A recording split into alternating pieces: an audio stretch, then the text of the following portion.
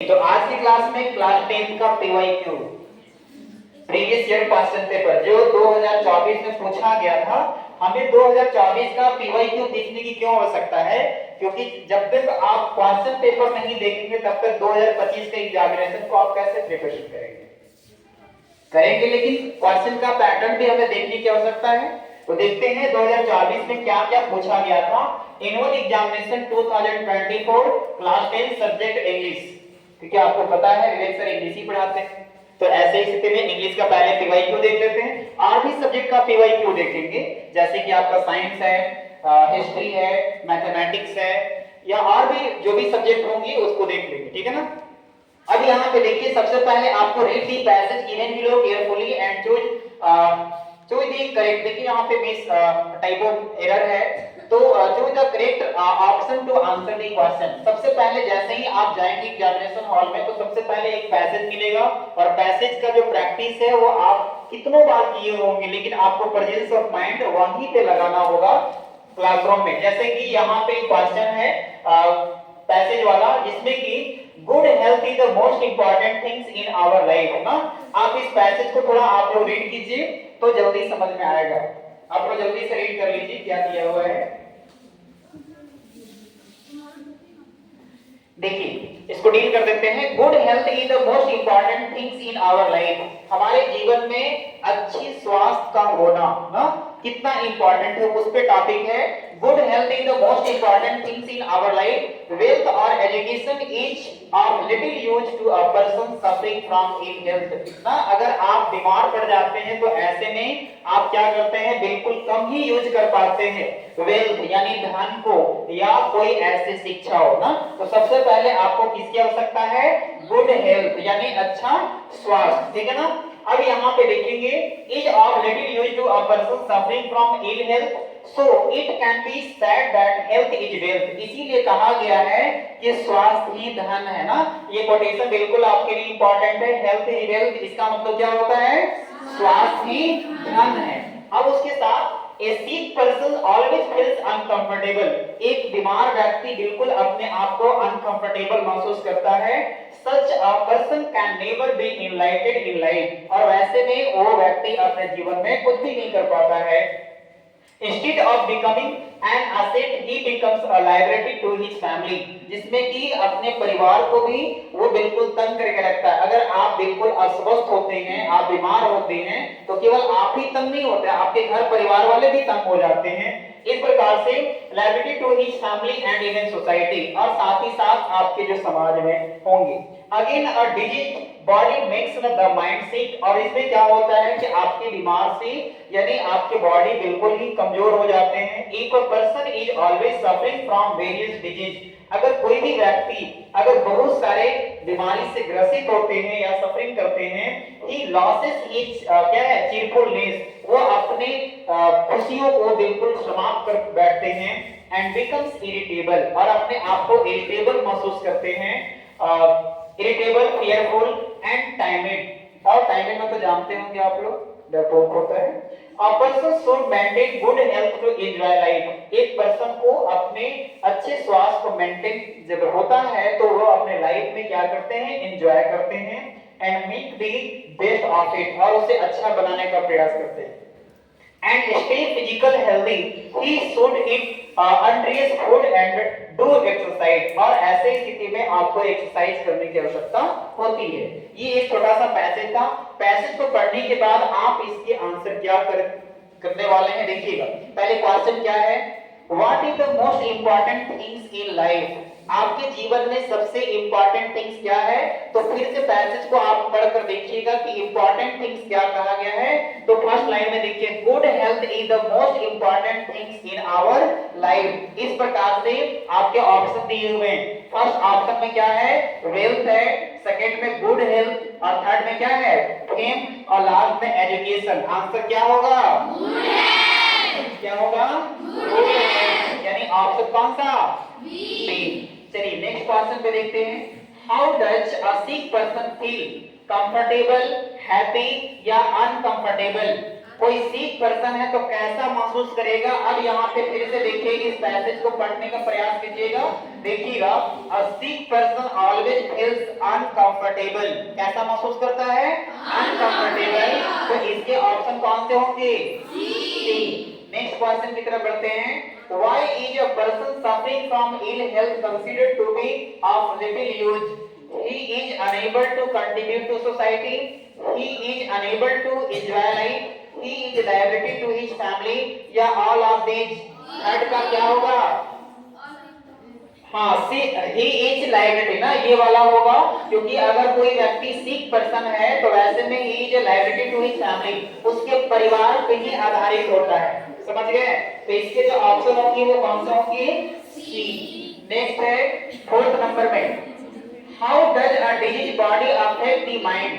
आपके बॉडी को, है ना, किस प्रकार से अफेक्ट पहुंचाते हैं ना? आपकी बॉडी बिल्कुल बीमार से ग्रसित है तो वैसे ही स्थिति में it makes the mind healthy, क्या आपके मस्तिष्क बिल्कुल हेल्दी होंगे? It makes the mind sick, it has no effect on the mind, या लास्ट में नन ऑफ दीज? कौन सा ऑप्शन होंगे? बताइए जल्दी से, कौन सा ऑप्शन होंगे? अभी जस्ट हम लोग पढ़े थे इट मेक्स द माइंड सिक ना आपके। अब यहाँ पे थोड़ा पैसेज को भी फिर से पढ़कर आप देख लीजिए, यहाँ पे क्या है बोला गया है, देखिए कहाँ पे है वो लाइन मिला? देखिए, to his family and even society again a disease body makes the mind sick ना। अब ये वाले ऑप्शन यहाँ पे ऑलरेडी मिल रहे हैं, तो इसके जो ऑप्शन होंगे वो कौन सा होगा? बी वाला होगा ना, it makes the mind sick. चलिए लास्ट है, what is the way to maintain good health ना? आपको अच्छे स्वास्थ्य के लिए क्या मेंटेन करने की आवश्यकता है? क्या ईटिंग जंक फूड, क्या आप जंक फूड को लेंगे? दूसरा, avoiding physical activity, eating nutritious food, या फिर स्मोकिंग एंड ड्रिंकिंग अल्कोहल? आपके क्या होगा आंसर में? सी ऑप्शन में होगा, ईटिंग न्यूट्रिशियस फूड, यानी आपको अच्छे भोजन की आवश्यकता है ना, प्रोटीन हो, विटामिन हो, या उससे जुड़ी आपको एक लिमिट में लेना होगा। ऐसा नहीं कि आप एक ही दिन ज्यादा खा लेंगे एक दिन कम, तो ऐसे में आप बिल्कुल अस्वस्थ हो जाएंगे ना। चलिए अब हम अगला क्वेश्चन की तरफ बढ़ते हैं। नेक्स्ट है, which word in the passage means numerous? numerous का मतलब यहाँ पे इस पैसेज में क्या होगा बताइए? फर्स्ट ऑप्शन है वेरियस, सेकंड है एसेट, और थर्ड ऑप्शन है आपका लायबिलिटी। तो इसका जो आंसर होगा वो न्यूमरस का मतलब यहाँ पे होता है वेरियस ना। आपके ऑप्शन जो होंगे वो फर्स्ट वाला। आई होप ये आपका जो पैसेज है 6 मार्क्स का बिल्कुल क्लियर हो गया है। क्लियर हुआ कि नहीं? चलिए अब हम दूसरे क्वेश्चन की तरफ बढ़ते हैं, और देखिए बहुत इंपॉर्टेंट है, यहाँ से आपके 5 मार्क्स के भी आने वाले हैं। कितने मार्क्स के आने वाले हैं? 5 marks. Choose the correct option given in question number 7 to 12 and complete the letter given below। देखिएगा फर्स्ट में क्या लिखा हुआ है पता है? हाँ, Birsa Bihar Ranchi 10th March 2024। My dear Rohit, I have just your progress report from your। अब यहाँ पे फिलअप है, तो अब बताइए यहाँ पे जहाँ पे फिलअप है फिर क्या करना है? वैसे ही स्थिति में आपको ऑप्शन भी दिए गए होंगे और उस ऑप्शन के अकॉर्डिंग आपको क्या करना होगा? बताना होगा ना। तो अब यहाँ पे देखिए कि जो फर्स्ट ऑप्शन में है यहाँ पे, क्योंकि आपके क्वेश्चन नंबर 7 से स्टार्ट है, I have just your progress report from your ना।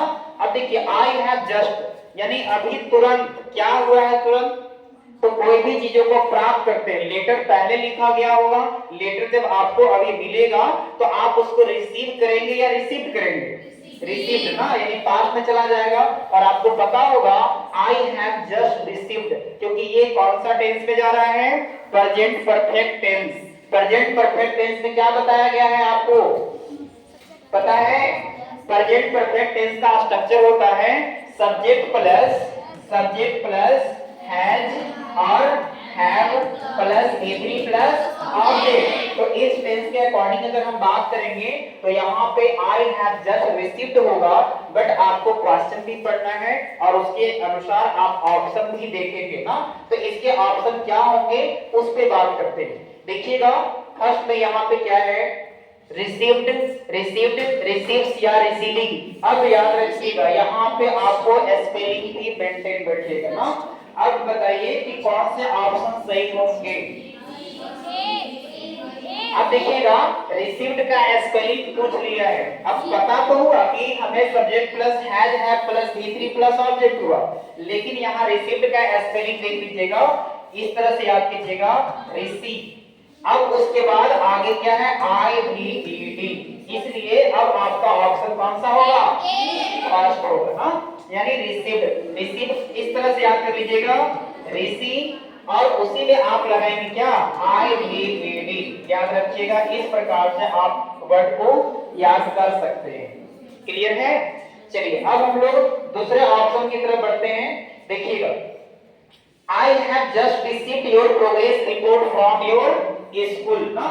अब यहाँ पे आपको जो फिलअप है वो फिलअप नहीं है, यहाँ पे डायरेक्ट योर स्कूल ही होगा, बीच में वो टाइपो एरर हो गया है। चलिए अब हम आगे बात करेंगे। I am shocked, मैं बिल्कुल क्या हो गया, शॉक्ड हो गया। क्या किस बात को लेकर के। अब 8 में आपको यहाँ पे फील करना है that you have miserable failed in English and maths ना। मैं बिल्कुल शॉक हो गया क्योंकि तुमने इंग्लिश और मैथ में फेल कर चुका है। ठीक है, अब किस प्रकार से उसमें देखिएगा ना, तो आपके यहाँ पे ऑप्शन क्या है उस बात को देखिए किस प्रकार से। देखिएगा सीइंग, सी या टू सी या सीन। तो अब यहाँ पे देखिएगा देखने में सीन है या सी है, टू सी या सीन है, तो ऐसे में यहाँ पे आप देख लीजिएगा कि आई एम शॉक्ड टू सी ना। यहाँ पे ऑप्शन कौन सा होगा, टू सी, क्योंकि यहाँ पे आई एम शॉक्ड उसके आगे वाले जो लगने वाले वर्ब होंगे वो इंफिनिटिव होंगे, और इंफिनिटिव क्या होता है तो आपको पता होनी चाहिए 2 + V1 क्या होता है, 2 + V1, इसलिए यहाँ पे क्या होगा, टू सी होगा। तो I am shocked to see that you have miserable failed, जो कि तुम फेल किया है किसमें, इंग्लिश में, और किसमें, मैथ्स में। पढ़ता ही नहीं होगा, ठीक है, और पढ़ता भी होगा तो कैसे पढ़ता होगा, मन लगा के नहीं पढ़ता होगा। ठीक है, अब ऐसे में योर अटेंडेंस इज बिलो 70, बताओ देखो 70% उसका अटेंडेंस ही कम था, यानी स्कूल में प्रेजेंट ही कम हो रहा है, तो बताइए क्या पास करेगा, नहीं करेगा ना। इट सीम्स दैट यू, अब यहाँ पे 9 नंबर पे योर स्टडी। अब यहाँ पे देखिए 9 में क्या होगा, अब 9 का क्वेश्चन यहाँ पे देखिए, वाज निग्लेक्टिंग, आर निग्लेक्टिंग, या निग्लेक्टिंग, या फिर नन ऑफ दिस। अब यहाँ पे फिर से देखिएगा क्वेश्चन क्या है, it seems that U dot dot your study, यानी आप अपने स्टडीज को क्या कर रहे थे। हाँ, तो यहाँ पे देखिएगा यू के साथ क्या लगाएंगे, कौन सा वर्ब होगा, आर होगा। यू के साथ क्या होगा, आर होगा, लेकिन आप ऑप्शन को पहले देख लीजिएगा कि और भी कोई सेट करने वाला है या नहीं सेट करने वाला है। ठीक है ना, तो देखिएगा यू के साथ वाज होगा क्या, वो सेट ही नहीं करेगा। ठीक है ना, यू के साथ क्या होगा, आर होगा। अब बताइए यहाँ यू के साथ आर तो लगाएंगे, तो आर के बाद क्या, निग्लेक्टिंग भी होना चाहिए ना। अब क्यों होगा, अब ये भी आप देख लीजिएगा, आपको पता होगा यहाँ आप जब पढ़ते होंगे टेंस में तो प्रेजेंट कंटीन्यूअस टेंस पढ़ते हैं क्या, तो वहां पे आपको बताया क्या होगा, subject plus is am are plus V4 plus object, तो यू के साथ क्या रहेगा, आर। उसके बाद V4 में निग्लेक्ट या निग्लेक्टिंग, तो यहाँ निग्लेक्टिंग हो जाएगा योर स्टडी, यानी तुमने बराबर क्या कर रहा था, निग्लेक्ट कर रहा था, यानी पढ़ाई को। समझ गए, you have definitely fallen into a bad company ना। और उसके पीछे रीजन क्या है, स्कूल में उपस्थित नहीं हो रहा था, उसके पीछे रीजन था वो बैड कंपनी। बैड कंपनी समझ रहे हैं आप लोग, नहीं, बुरी आदतों के साथ वो लग गया था, या ऐसे विद्यार्थी के साथ जो उसे पढ़ाई में मन न लगे, कहीं दूसरे यहाँ भटकाव हो जा रहा था। ठीक है, हो सकता है कि स्कूल आने के बहाने वो अमरूद चुरा रहा हो, हाँ ये भी होता है। तो चलो स्कूल में पढ़ने से फायदा है कि चलो 2-3 अमरूद चुरा लेंगे, उसके बाद तो फिर करना ही नहीं है ना। चलिए अब तो यहाँ पे क्या हुआ, तो it seems that you are neglecting your study, you have definitely fallen into a bad company. मुझे पता है कि कहीं ना कहीं तुम गलत आदतों के साथ लग गए, जिसमें कि if so you if so you should mend your ways before it is so late. It is high times that's the use. अब उसके साथ देखिएगा आगे क्या है कि अब 10th नंबर में यहाँ पे फिल करना है। 10th का पहले आप देख लीजिए कि ऑप्शन क्या क्या है। 10th में है कैन, मे, शुड या माइट, और आपको पता होगा कि ये क्या है, मॉडल वर्ब का ऑप्शन है, ठीक है ना। कैन का मतलब क्या होता है, कोई भी काम को कर सकना, हाँ, यानी यहाँ पे एबिलिटी की बात करती है। किसकी बात करती है, एबिलिटी। अच्छा, मे मतलब होता है कि प्रेजेंट में ही यूज करते हैं, यानी परमिशन के लिए। किसके लिए, परमिशन के लिए यूज करते हैं। उसके साथ शुड का मतलब होता है चाहिए ना, तो कोई भी काम को करना चाहिए, इस प्रकार से जब भी सजेशन देते हैं। और मे का ही पास्ट फॉर्म क्या होता है, माइट होता है। ये सारे आपके ऑप्शन है, लेकिन आपके यहाँ पे क्वेश्चन के अकॉर्डिंग क्या आंसर होंगे देखिए। यहाँ पे बोला गया है कि it is high time that you ना। अब उसके बाद आपके जो आंसर होने वाले हैं क्या, तो इसके कैन, मे, शुड और माइट। अब यहाँ पे क्या होगा, यू शुड अवॉइड, तुम्हें क्या करनी चाहिए, you should avoid bad company, तुम्हें गलत आदतों के साथ या बुरी आदतों के साथ छोड़नी चाहिए। जो पहले से लगा है बैड कंपनी, उसमें क्या करते हैं, हम सलाह देते हैं। शुड किस लिए इस्तेमाल होता है, सजेशन देते हैं, सलाह देते हैं ना कि तुम्हें ये काम नहीं करना चाहिए। तो you should avoid bad company and pay attention to your studies. और आपको किस पे ध्यान देने की आवश्यकता है, अपने पढ़ाई पे, समझ गए। Always remember that hard work is the key to. अब हार्ड वर्क से आगे क्या होता है, अब यहाँ पे ऑप्शन पहले देख लीजिए क्या क्या ऑप्शन दिए गए हैं। क्या सक्सेस, सक्सेस या सक्सेस या लास्ट है नन ऑफ दिस। अब यहाँ पे आपको स्पेलिंग पूछ लिया है ना, तो सक्सेस का स्पेलिंग क्या होता है आपको पता है ना, बताइए इस ऑप्शन में, यानी कौन से आंसर होंगे, कौन सा, ए। चलिए, लगता है आज सब लोग नाश्ता करके आए हैं, थोड़ा और स्पीक लाउडली, कौन सा ऑप्शन होगा, ए, यानी ये सक्सेस ना, S U double C E double S, क्या याद रहेगा ना, अब यहाँ पे देखिएगा, अब इसके अकॉर्डिंग आपके यहाँ पे ऑप्शन सक्सेस तो हुआ ना। देखिए, always remember that hard work is the key to success, यानी हमेशा यही याद रखना है कि जो हार्ड वर्क करते हैं आने वाले दिन में उन्हें सफलता के लिए सबसे एक अच्छी चाबी के रूप में है, समझ गए। I hope you will act upon my advice, मुझे उम्मीद है कि आप मेरे एडवाइस को, मेरी सलाह को मानेंगे एंड स्टार्ट वर्किंग हार्ड, और कड़ी से कड़ी मेहनत करना शुरू करेंगे। अब 12th में भी एक ऑप्शन दिया है, dot dot today with love your loving brother Rahul ना। अब देखिए 12th में क्या है ऑप्शन, पहले समझिएगा। ऑप्शन क्या है, फॉर, फ्रॉम, ऑन या लास्ट है क्या, अब यहाँ पे देख लीजिए कि किस प्रकार से प्रीपोजिशन वर्ड का यूज किया है। क्या फॉर होगा, क्या फ्रॉम होगा, ऑन होगा या ऑफ होगा। तो यहाँ पे देख लीजिए, यहाँ पे लिखा हुआ है ना कि you will act upon my advice and start working hard from today. कब से इस्तेमाल करना है, कब से शुरू करना है, आज से ना। तो हमें start working hard from today, तो यहाँ पे आपके जो ऑप्शन होंगे वो कौन सा होगा, फ्रॉम, फ्रॉम टुडे, नहीं आज से ही शुरुआत करना है। विद लव, यानी आपके प्यार के साथ, लास्ट में योर लविंग ब्रदर और लास्ट में आपका नेम हो जाएगा। क्लियर है। अभी आप देखिए 6 क्वेश्चन पहले था जो कि आपके पैसे से, और दूसरा अभी आप देख लिए 5 या 6 क्वेश्चन रहे, यानी आपके ये पीवाईक्यू ऐसे ही आपके एग्जामिनेशन में आने वाले हैं, समझ गए। तो क्या ये दोनों से कोई डाउट है, कोई डाउट है, नहीं है। चलिए अब और भी कुछ टॉपिक है देख लेते हैं। अब नेक्स्ट क्वेश्चन क्या आता है पहले उसको देख लीजिए। अब यहाँ पे देखिएगा, choose the correct option and answer the following question. अब आपके आने वाले हैं कुछ ग्रामर टर्म्स, ठीक है ना। अब आप बताइए the passive voice of I am reading a book. अब I am reading a book का पैसिव वॉइस क्या होता है आपको पता है। चलिए अब पता है तो सबसे पहले रूल समझिएगा ना कि एक्टिव से पैसिव कैसे बनाते हैं। अगर आपके question subject plus is, am, are, plus before plus अगर ऑब्जेक्ट में दिया है, ये एक्टिव वॉइस में है, तो पैसिव बनाते समय ये ऑब्जेक्ट जो है वो किसमें चेंज हो जाएगा? सब्जेक्ट में। ऑब्जेक्ट वाला किसमें चेंज होगा? सब्जेक्ट में। तो सब्जेक्ट प्लस इज, एम, उसके बाद आर। अब जब भी प्रेजेंट कंटीन्यूअस टेंस का है तो हमेशा इसके साथ क्या यूज करते हैं? बी। उसके बाद हमेशा जब भी एक्टिव से पैसिव चेंज करते हैं तो हमेशा ऑलवेज क्या होगा? V3, यानी वर्ब का थर्ड फॉर्म का यूज करेंगे। उसके बाद क्या लगाएंगे? बाय। और उसके बाद अब आपके जो सब्जेक्ट वाला है वो कहां हो जाएगा? ऑब्जेक्ट में। और ये ऑब्जेक्ट वाला कहां चला गया? सब्जेक्ट में। क्या ये समझ में आया सभी लोगों को? तो अब इसके अकॉर्डिंग देखिए इस क्वेश्चन का क्या होगा?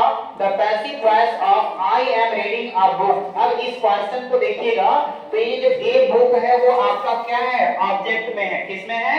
ऑब्जेक्ट में। अब वो ऑब्जेक्ट को सब्जेक्ट में लेकर आइए तो सब्जेक्ट में ए बुक यहाँ भी चारों ऑप्शन में दिए गए ना। अब ए बुक है उसके साथ बताइए, जब ए बुक है आपका यहाँ पे प्रेजेंट कंटीन्यूअस है और उसका एक्टिव से पैसिव बना है तो यहाँ भी इज, एम, आर का ही यूज हो रहा है कि नहीं हो रहा है? हो रहा है। अब उसके साथ देखिएगा ए बुक हो गया, उसके साथ बताइए इज लगेगा, यहाँ भी क्या वाज लगेगा? क्या नहीं लगेगा? वाज नहीं लगेगा तो दो ऑप्शन को बिल्कुल आप कट कर दीजिए। अब देखिएगा इज लगा, इज के बाद आपके यहाँ पे हेल्पिंग वर्ब, यानी हेल्पिंग में क्या यूज करना है? बीइंग। तो यहाँ बीइंग लगा है, ए बुक इज बीइंग। अब रीड है तो रीड का V3 क्या होता है? रीडिंग होता है ना। तो रीड। अब उसके बाद एजेंट के रूप में यहाँ पे बाय का यूज करना, तो आप बाय भी किया हुआ है। अब बताइए सब्जेक्ट में आई है तो आई का ऑब्जेक्टिव केस क्या होता है? बी। इसलिए ऑप्शन कौन सा होगा? बी। सभी लोगों को समझ में आया? चलिए अब हम लोग कुछ 14 नंबर से हम लोग अगले क्लास में बात करेंगे। आज की क्लास यहीं पे।